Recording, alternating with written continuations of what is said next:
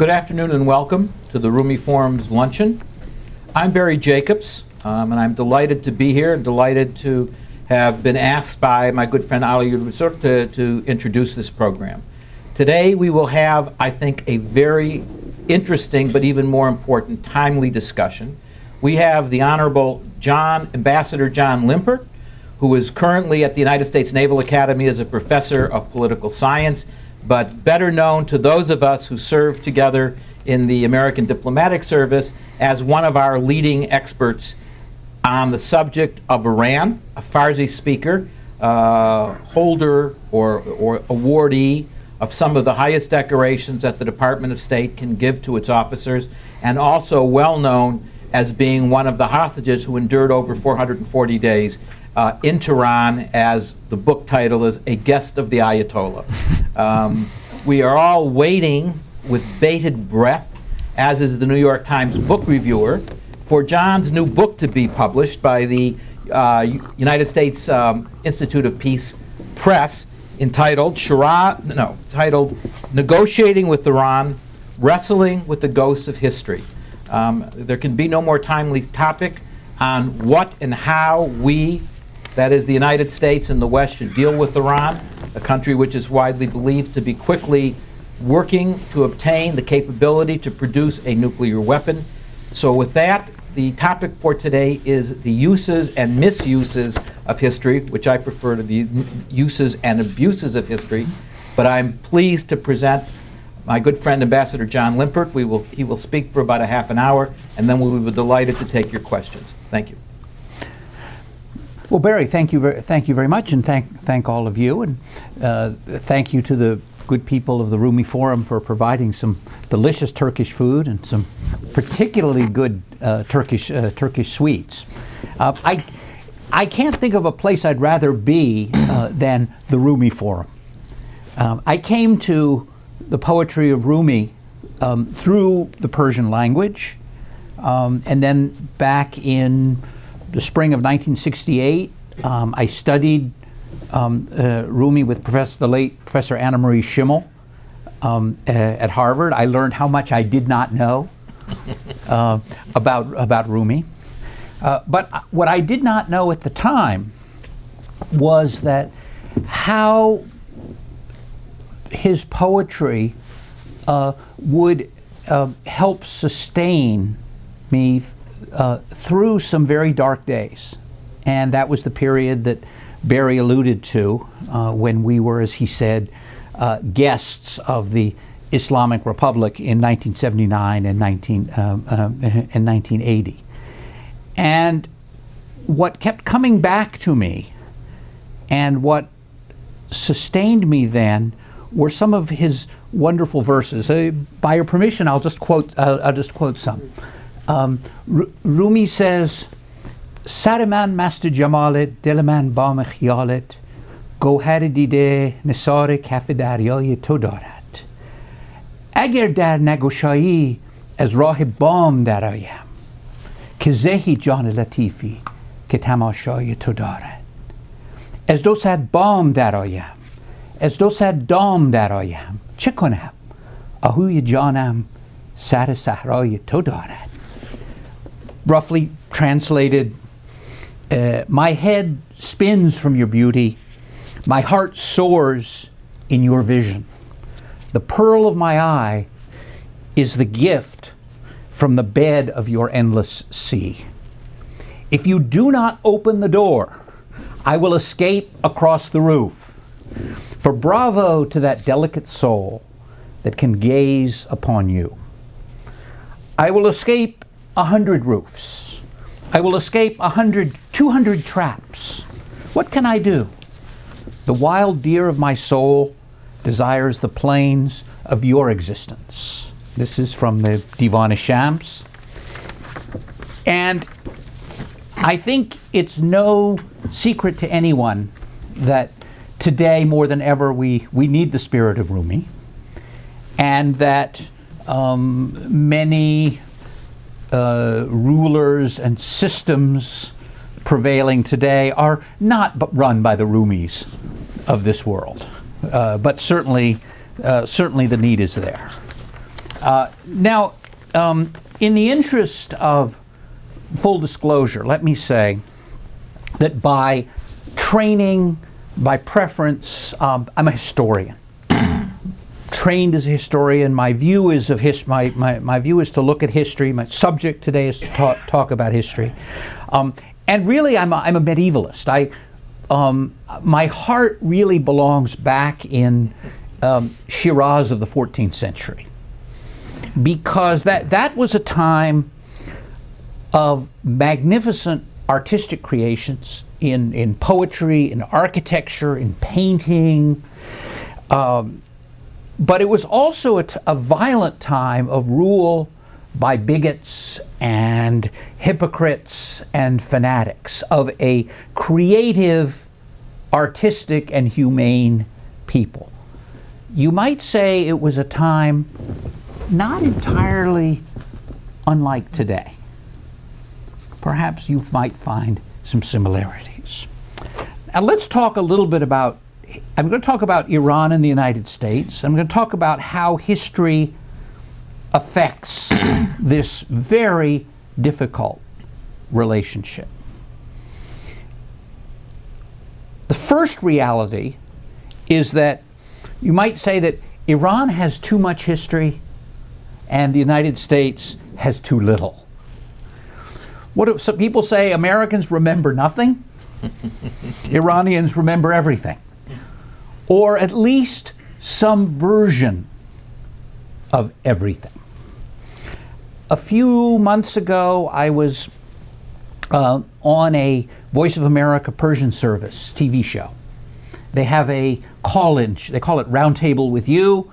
They have call-ins. They do an interview and then people call in. They call in from all over the world, and including from Iran. Good exchanges.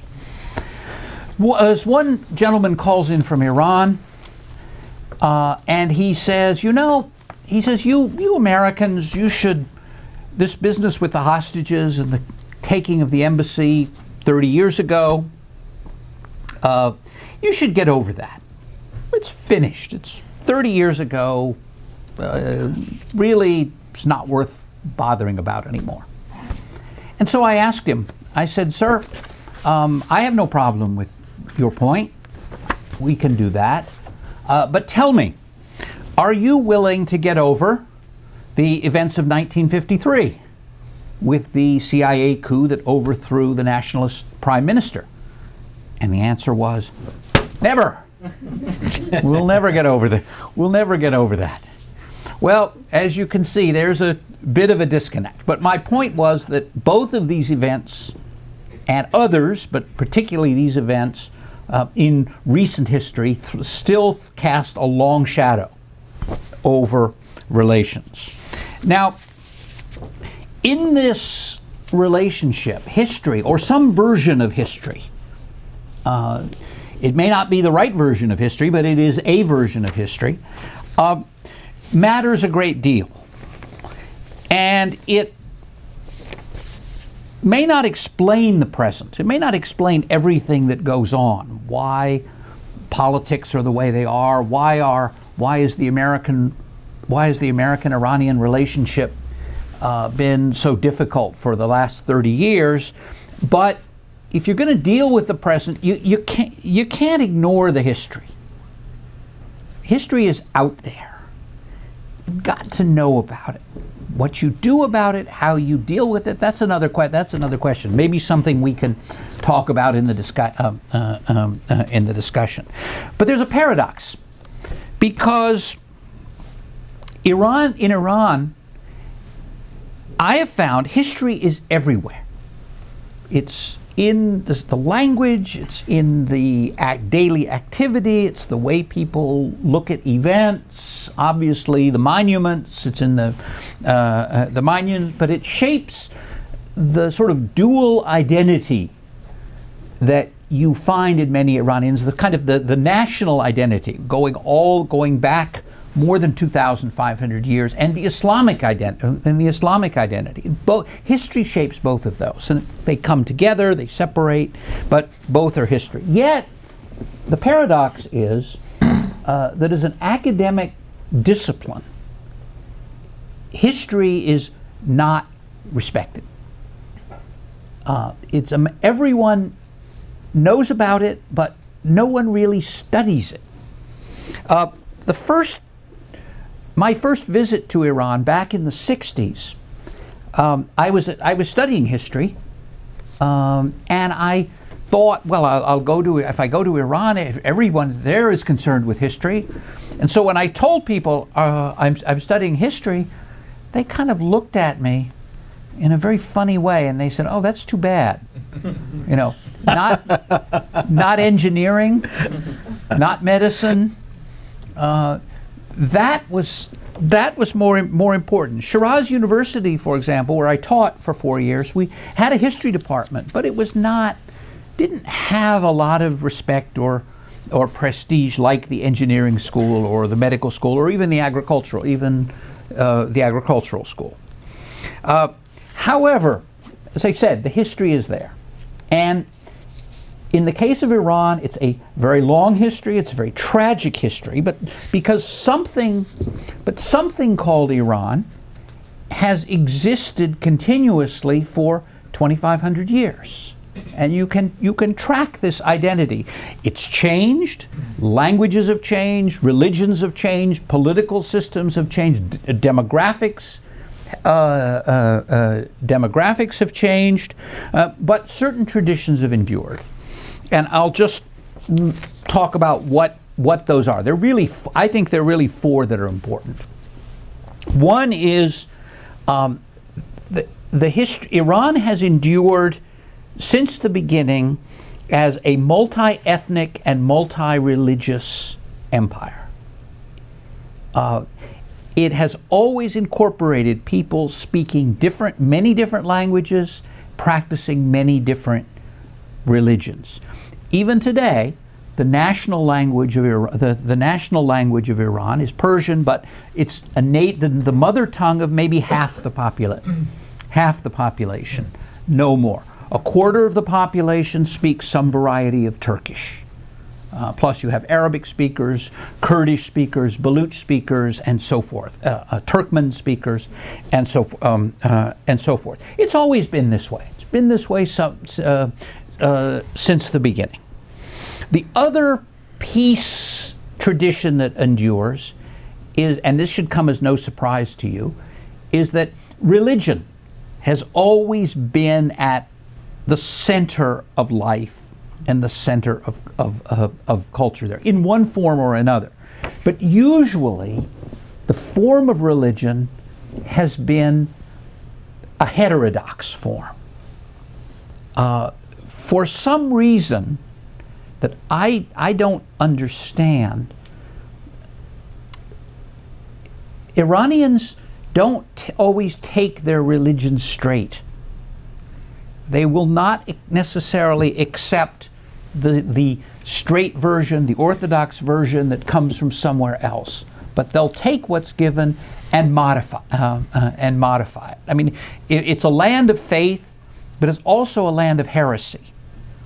You can go all the way back to Manichaeanism from the third century AD, which spread all the way across Europe, originating in Persian-ruled Mesopotamia, I believe. Persian-ruled Mesopotamia. You have the movements of Mossadeq. You have Shiism becoming the state religion. You have the Baha'i faith growing up in the 19th century. This search for truth and the search for divine truth always took people in some very unexpected directions. The third tradition is the openness, is foreign conquest, and along with that is the openness to foreign ways. Iran was never a shut-off place, was never a hermit kingdom. Its geography is such that an invader going through can penetrate the mountains, usually either coming from the northeast, in the case of the Turks and then later the Mongols, or the West, as in the case of Alexander the Great or the Arabs, once you penetrated onto the Iranian plateau, it was pretty easy to control. You could control the towns and the communication routes. So as a result, there was frequent foreign conquest. The way that Iran survived was to take the ways of the conqueror and Iranize them, refine them, and give them back in a new, refined form. The two outstanding examples that we see, of course, was the Islamic religion, which was taken from the Arab conquerors. Iranians became its scholars, its missionaries, its theoreticians, and helped spread Islam well beyond the Iranian plateau into Southeast Asia and into Central Asia. The other big foreign adoption was the Arabic script. And I don't have to tell you, we have some examples here of just what was done with the Arabic script, which then, a few centuries after the original conquest, emerged as a script of this new Persian language in the 10th century in Bukhara and Samarkand. And of course, this brings us back to Rumi, because of course that was the language, this new Persian language in Arabic script was the language in which he composed his magnificent poetry. Finally, the fourth tradition, I would say, is the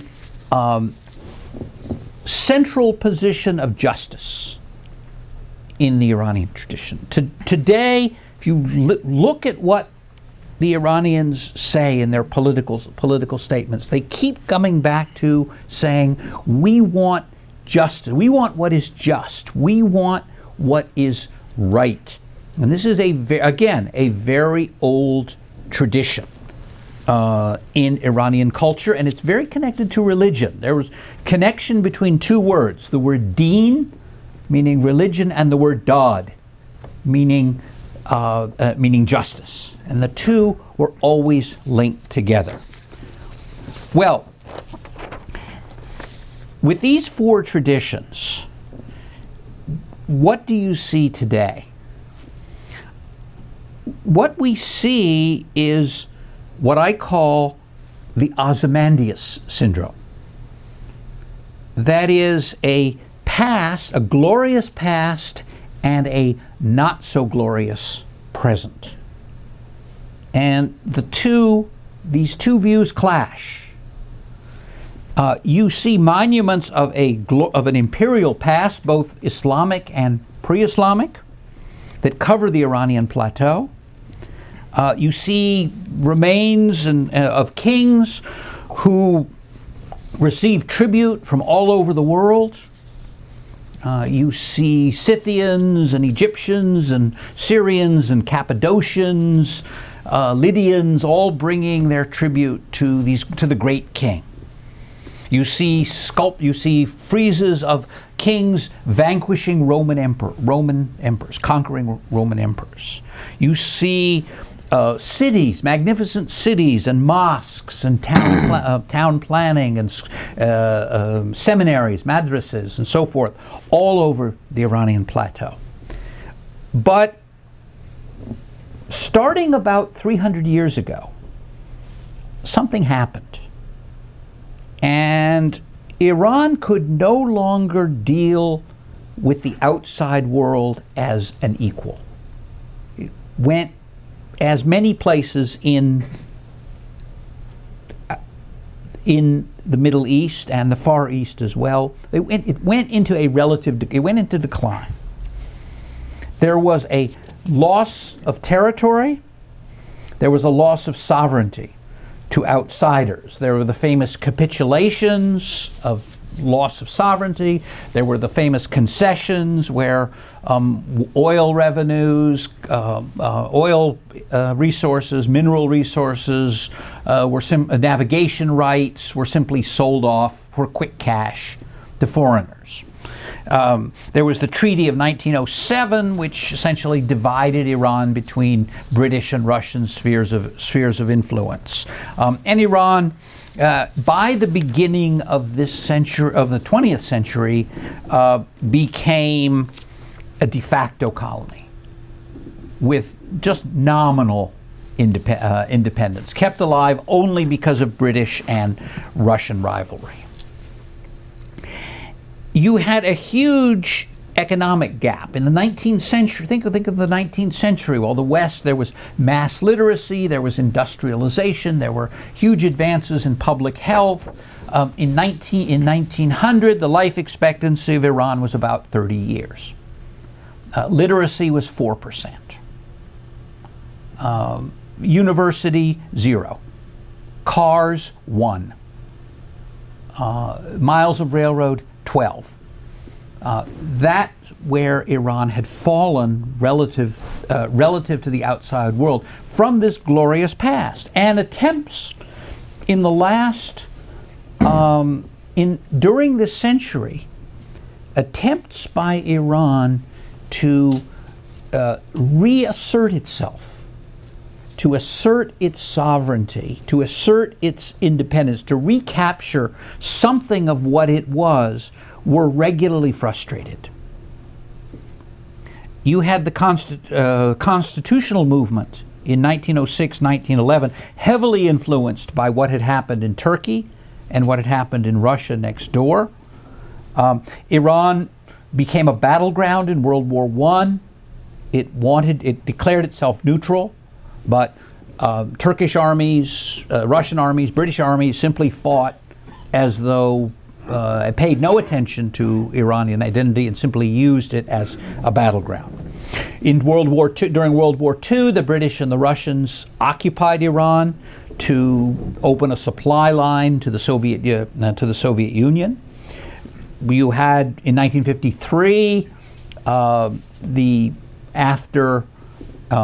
the nationalist government of Premier Mossadeq nationalized Iran's oil. You had a coup, a CIA-sponsored coup, which overthrew Mossadeq and restored the Shah to power. You had and a lot of people, this isn't widely known, but in 1963 and 1964, you had, at American insistence, a new status of forces agreement, which was strongly resisted by the Iranians and became a rallying cry used by then an obscure cleric by the name of Ayatollah Khomeini. I've often wondered how many people who were in our administration who were negotiating the status of forces agreement, what we call a SOFA, with Iraq in these last couple of years, knew about this history of the status of forces agreement with Iran. The Iraqis did. The Iraqis knew it well. The Iraqis knew it well. Well, what does all this mean? And then we can get into questions. I'd be happy to sort of get into questions. History has created for Iran this culture, what I call a culture of grandeur and grievance. Past grandeur, modern grievance. And the two come together very often. Second, if I can quote, let me quote the excellent journalist Barbara Slavin. She has a wonderful book called about the U.S. and Iran called Bitter Friends, Bosom Enemies. And she refers to Iran, she says, Iranians see themselves as the Rodney Dangerfield of the Middle East. We don't get no respect. And that's the way they see themselves. And again, respect and mutual respect, you will see, along with justice, come up very often in Iranian discourse, and there are reasons for that. Iran feels itself that it is owed respect for its glorious culture and its past, but as a weak country believes that it has been betrayed, humiliated, and brutalized for at least 300 years. Perhaps that is one reason for what may seem to be Iranian hypersensitivity or oversensitivity to slights. Phrases like the axis of evil were taken very badly in Iran. Military option on the table. Carrots and sticks. Change their behavior. All of this phraseology, which we may not think much about, we may say, oh, that's just words. But it reinforces the sense of, for 300 years, outsiders have humiliated us, they're continuing to do so. These words show they're continuing to do so. Put in this historical context that I talk about. Also, there's a lot of talk now about engaging Iran. As Barry said, I'm doing a book on the subject. I would never claim to be an expert on it, but I am doing a book on it. And the reality is, and again, this comes through the history, that Iran's contact with stronger outside powers has never been a negotiation. Because negotiation implies some mutually satisfactory outcome. Rather, this engagement has been what Ayatollah Khomeini, I'm sort of giving the Iranian view of this engagement. This engagement has been what Ayatollah Khomeini meant when he said, why should we negotiate with the United States? What does the wolf have to negotiate with the sheep? In other words, contact or engagement between Iran and a stronger outside power, be it British, Russian, American, has not been a negotiation, it has been a death struggle. And the other side, which is much stronger than we are from the Iranian point of view, is not out to reach an agreement, but it is out to cheat us and humiliate us.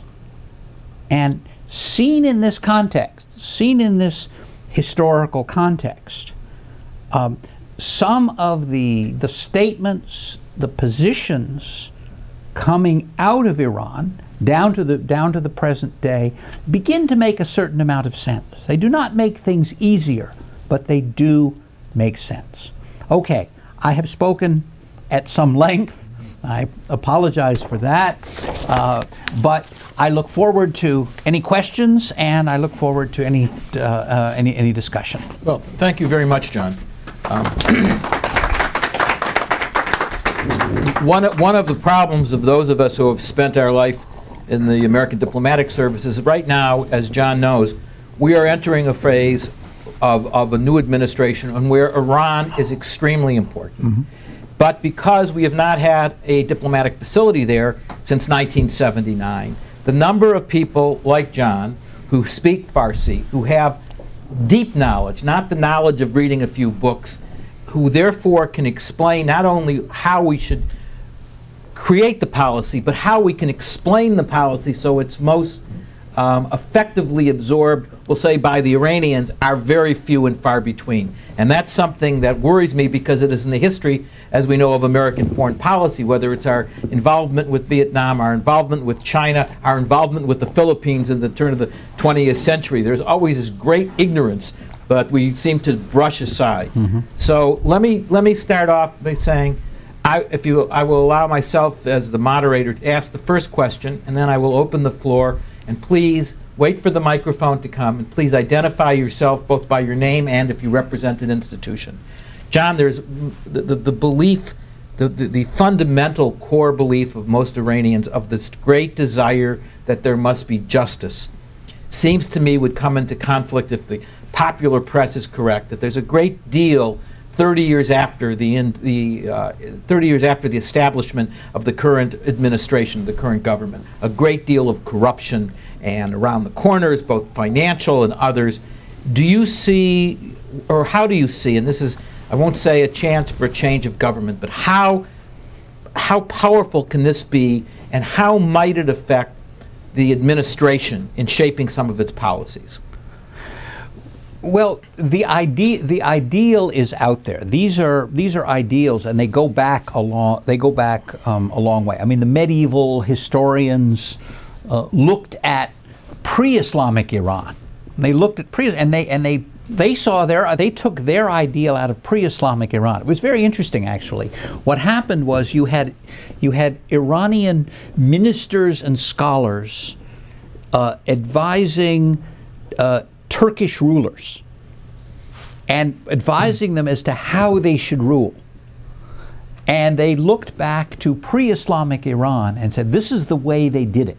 And they created something retroactively called the Circle of Justice, which basically said no king without an army, no army without money, no money without a peasantry, no peasantry without productivity, and no productivity without justice. So it went around like that. These are ideals.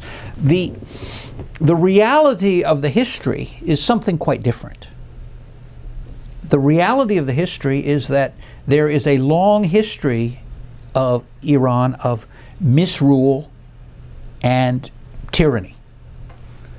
Talked about the 14th century.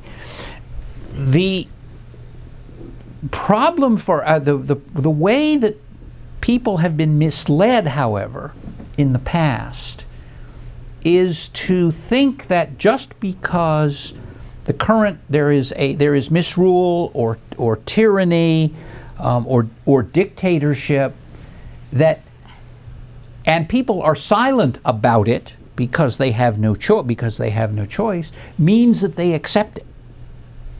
As we found in the case of the 1978-79 revolution, once that got started against the Shah, many of our compatriots and many foreign observers of Iran were taken completely surprised by the depth of the resentment and the desire for reform and the desire for change that came out of that particular movement. And I suppose what we missed was that just because people were silent about corruption and misrule didn't mean they accepted it. They adapted to it as long as they had to. But once they saw weakness, once they saw a chance to change it, they were willing to move along. And one of the appeals of Mossadeq, who I mentioned, one of the appeals of Ayatollah Khomeini that I mentioned was their absolute incorruptibility. Whatever else you said about them, they were not corrupt. And that exercised a very powerful force. Questions, please. Dear Ambassador Limbert, thank you very much for the very informative presentation. I am Ermal Hiday, and I'm a graduate student at the University of Maryland, though I doubt that that fine institution would like to be represented by me in any capacity. If you play basketball, I hope you're there today. Possibly. And my question was, well, I had to, and I apologize if I'm preempting any future question, but the first question is, for all the talk of grandeur, of Iranian past and so on and so forth, it seems that although they had a huge cultural, philosophical, artistic, aesthetic influence on the Arabs and on the Turks, notably on the Seljuks and on the Ottoman empires, that cannot be overestimated. it seems that after the Islamic conquests, the Iranians were basically on the receiving side, and politically, they did not expand in terms of realpolitik. They did not expand after that. So my reading of that would be that they really do not have a culture of domination and of empire among the Muslim people in the sense that others might have. Now, taking that into account, also taking into account all the internal issues, also taking into account the financial troubles in which they are in right now, how feasible or how realistic actually is the talk about the Iranians trying to expand their sphere of influence among the Muslim countries? And the second is, how seriously should we take Ahmadinejad's comments on Israel? Does he really mean that, or is he playing mainly to the home crowd in Iran and to the Muslim street? Thank you. Okay, John. Good. Well, those are good questions. Very good questions. Let me take the first. You've raised at least two very good issues. Again, uses and misuses of history. Let me go back to the theme: uses and misuses of history. You've hit on something quite accurate, which is that after the Islamic, from the years after the Islamic conquest, what had been traditional imperial Iran went into eclipse. And the Iranians refer to this period as the 2 or 3 centuries of silence, when it looked like their language and their culture was going to disappear. From about, and the other interesting part of this is from about the year, let's say 1050 until until the early 20th century, Turks ruled in Iran. It was one kind of Turkish or Mongol dynasty ruled in Iran, and the idea grew up. This is 900 years, more than almost 1,000 years, where Turkish peoples dominated politically. So when you read today in the paper about what is called the Iranian threat to this or that, I think most of that is overblown. Again, and I take refuge in history, but also again, threat to what? Threat to do what? Yes, I mean clearly Iran would like to have influence in different places. Every country presumably would, but the reality is that Iran has because of some inept diplomacy, because it has made gratuitous enemies both in the world and in its own neighborhood, it finds itself associated with places like North Korea, Venezuela, Cuba, and so forth. And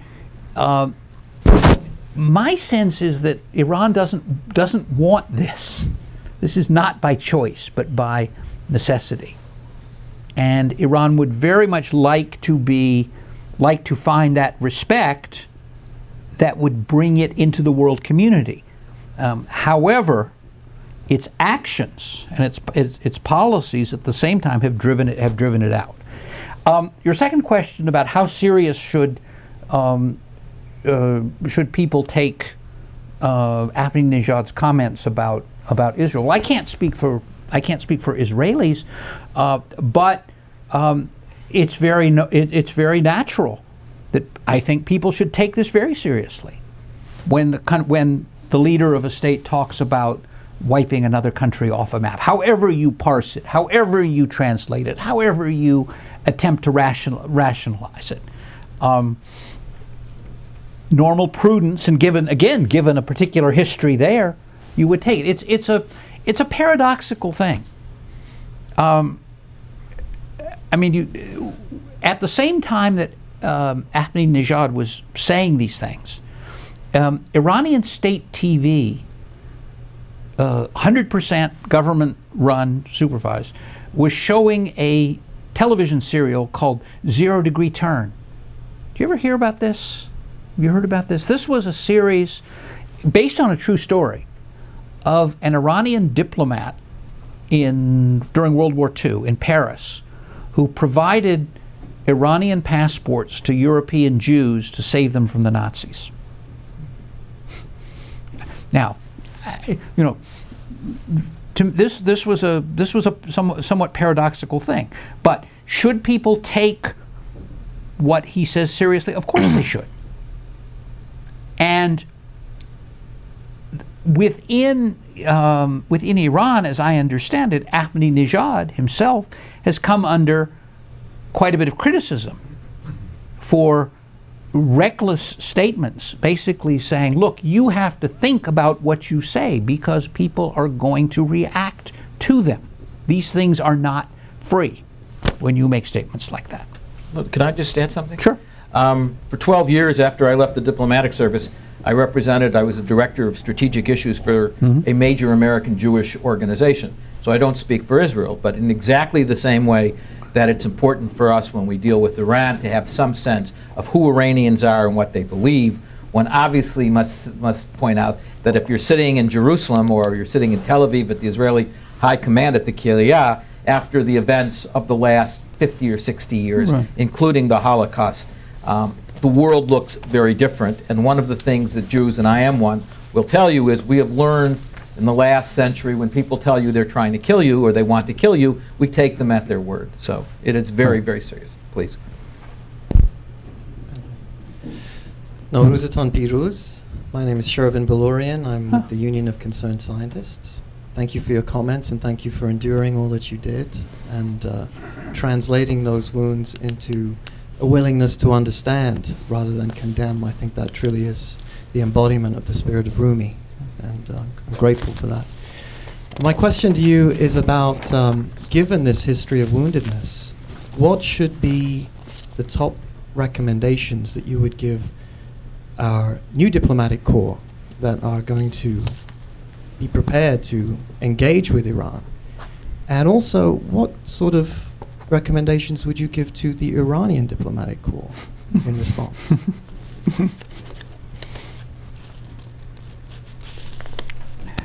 Thank you. I have a son named Shervin. We named our son Shervin. He's a Shirazi. It's a wonderful pre-Islamic, actually pre-Islamic name. I'm sure you know the history of it. You know the history of it. Good. What recommendation would I give? Well, a number of people have asked me that, particularly in relation to the new administration. Believe me, I don't think our president really needs my recommendation. My impression is he's 20 steps ahead of us, and anything that I can think of, he's probably already thought of. I was particularly, there was something that impressed me very much in his interview with Al Arabiya, which he gave, I think, just 6 days after he took office. The first interview he gave. First interview he gave. I mean, beyond the symbolism of that, and it wasn't about, he wasn't talking directly about Iran, but he could have been. He was talking about Arab-Israel issues, but he could have been talking about Iran. He said, we need to put aside our preconceptions. Now, probably, I think in that statement he hit among one of the most important bits of advice if we're going to make any progress at all. Because if you go into a discussion or a contact, I won't even say a negotiation, but a contact, with the preconception that the other side is irrational, xenophobic, bullying, mendacious, hypocritical. You can come up with all the adjectives you like. What is the result? Well, the result is very unlikely to be a mutually beneficial outcome. Because it's very easy for the other side to see that preconception and to say, they look down upon us, they think we're crazy, they think we're irrational. Well, how can we reach an agreement with them if they think this way? So that I think is key. What advice would I give to the Iranian side? Probably the same. It wouldn't be so different. Overall, I would say two things. I would say have low expectations and have high expectations at the same time. Low expectations simply mean be patient, stay focused on the goals that what you want to achieve. Don't let the spoilers, because there are spoilers out there. There are people who are going to do things to try to derail this process on both sides. Don't let them distract you from what is the goal. But what is the goal? And be patient. That you're not going to get a grand bargain or an overall settlement quickly. One session, 2 sessions, 3 meetings isn't going to do it. Maybe you'll get some, the first things you could progress, you'll have to measure very carefully. That's on the low expectation. On the high expectation side, it gets back to put your preconceptions aside. Don't assume that the other side is hopeless before you go in. Because if you do, what you risk creating is of course, a self-fulfilling prophecy. Other questions? Please.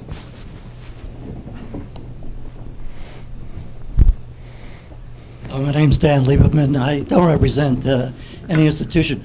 Earlier you recited 2 events in history, both of which changed the course of history, but seems that there is a difference as far as remembering, and the taking of the hostages was a unique event, which doesn't seem to have been repeated, and shouldn't in any event determine American foreign policy today, where the CIA overthrow of Mossadeq has really been a repeated event that has happened not only in Iran, but in many parts of the world.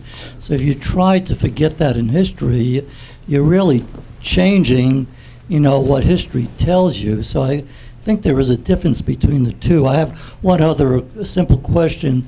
Iran, was that the original name of the area? And when did that come back, and is that related to Aryan? Yes. The last question, the answer, yes. That's the origin of the name, the name Aryan.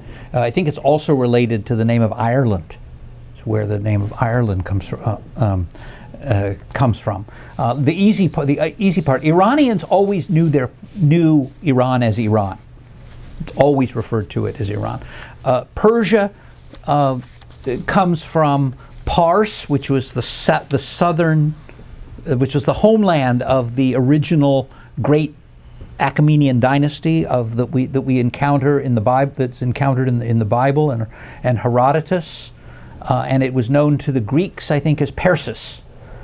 And from that you get Persepolis, the city of the Persians, and the language of that was Parsi, which then was Arabized into Farsi, because Arabic does not have a P, and then got re-Persianized into Farsi as well. But the outside world always referred to Iran as Persia until in the 1930s. Maybe someone else can help me with the exact date. I think it was about 1935. The then ruler of Iran, Reza Shah, who was very much following Ataturk's lead, was following a nationalist program, and he asked the outside world, he said, please, we should to refer to what you had called Persia as Iran. A little sideline on that, a lot of my Iranian friends now refer to themselves as Persians. And I asked them why, and they said, because if we say Iran, what do people think of? They think of Ahmadinejad, they think of terrorists, they think of nuclear weapons, and they think of some not nice, some pretty negative image. But if we say Persians, you know, we put the "per" into Persian. So it's cats and culture and carpets and all sorts of very nice, warm, fuzzy things. Your question about the two events, I don't dispute what you say. But there's a, you know, in history there's a reality and there's a myth, and we have to deal with both. And sometimes the myth is stronger than the reality, and it's that perception of what happened. And I was talking in another audience if there was a very strong partisan of the National Front, an Iranian woman who was a strong partisan of Mossadeq, who got up and really objected strongly to my making this parallel. She said, how can you compare these two things? You know, the one was the hostage crisis, that was just a bump in the road for the United States. But that thing, that ruined everything for Iran. That's still affecting us. Well, okay, fair enough. But point being that the two events still cast a long shadow on both sides. And it isn't just those events, because what followed those events, in the American case, in the case of the coup, for example, in '64, I mentioned the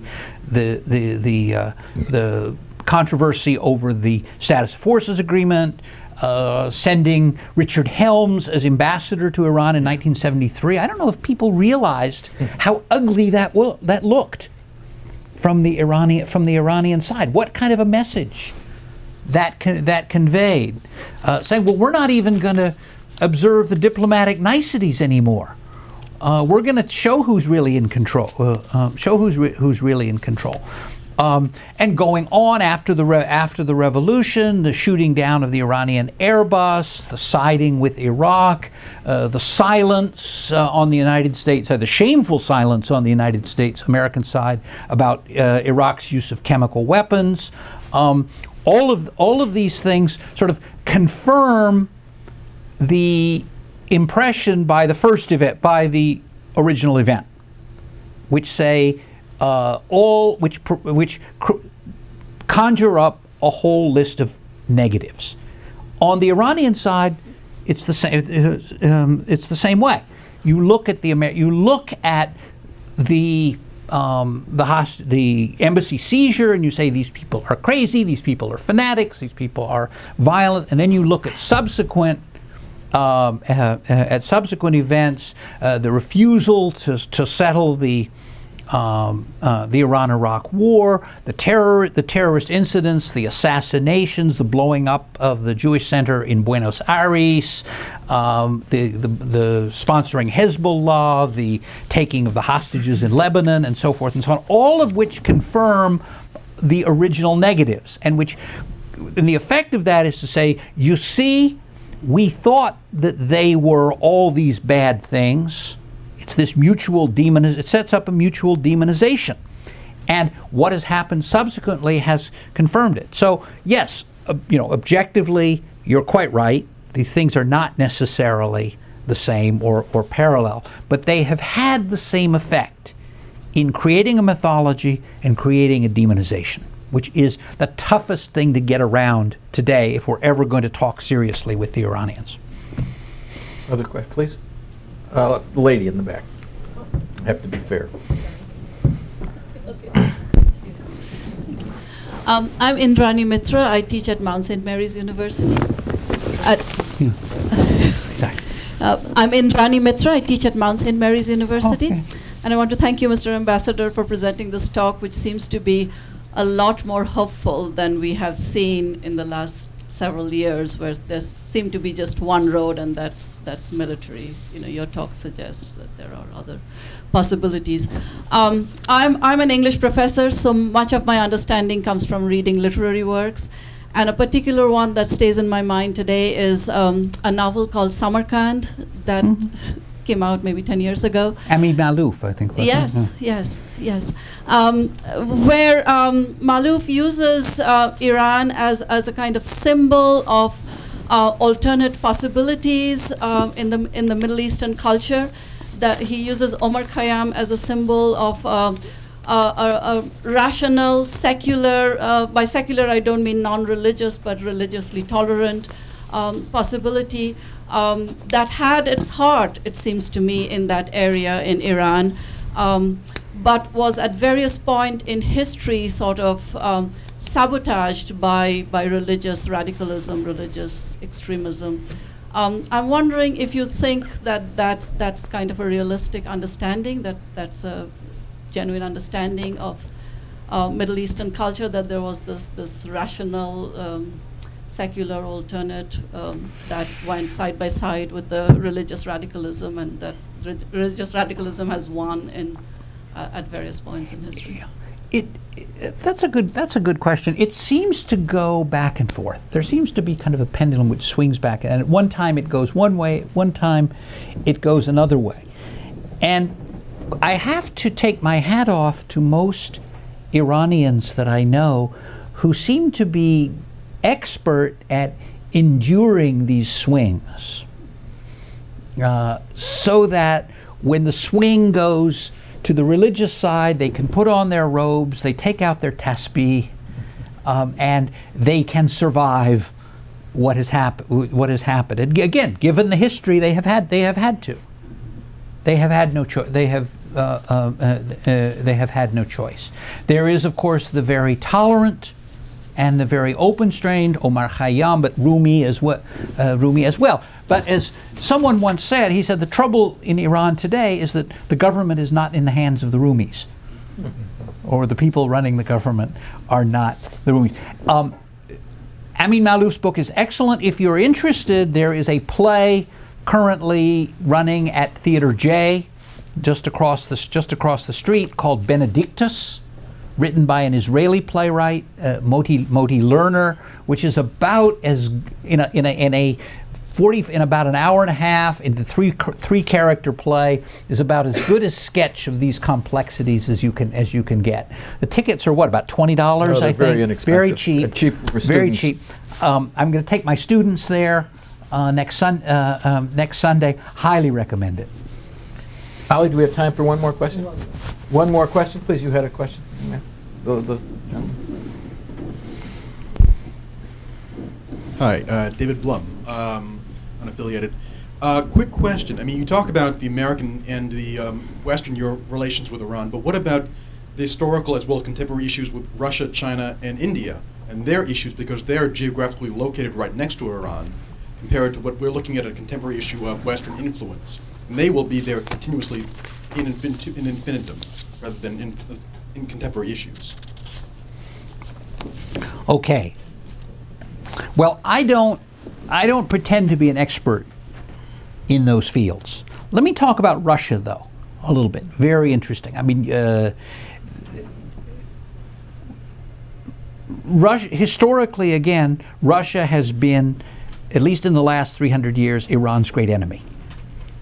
Taken tremendous amounts of its territory and its sovereignty, the Caspian Sea, most of the resources on the Caspian Sea, invaded several times, frustrated the constitutional movement in the early 20th century, almost attempted to detach Iran's richest province, Azerbaijan, after World War II, and so forth and so on. And so you ask, well, how could they continued to have relations, you know, after all this history, and why are they yelling at us?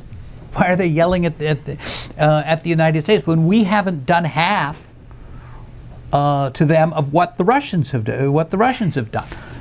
Good question. Good question. The only answer I can come up with goes back to a statement by, there was an Iranian sociologist in the 1970s named Ali Shariati, and he went at this question. And he said, when someone asked him the same question, he said, well, the problem is, he says, the Russians are our enemy, and we know how to deal with them. The West, particularly the Americans, are our rivals, and they are more dangerous. And the word he used was, for Soviet Union was dushman, which is enemy, and for rival he used havu. And havu is a co-wife. In other words, it is the power of the West is in its seductiveness, and that is more dangerous to us than the outright enmity of the Russians. And that's a theme that the Ayatollah has used continually to this day. The seductiveness of the West corrupting us. Exactly. I think it was Khomeini once said, he says, look, we're not afraid of the West's fleets and tanks and airplanes. We're afraid of its culture and its power, its popular culture, and its power to seduce us. He knows his own people pretty damn well, I think. And I think in that sense, he knows that it's a very tempting. It's very tempting for them. Thank you, John. Ali, I think you have a gift to give. This could go on, by the way. This could go on for 12 hours, but. Okay. Thank you very much for this. Thank you. Thank you. Wonderful. Thanks for your.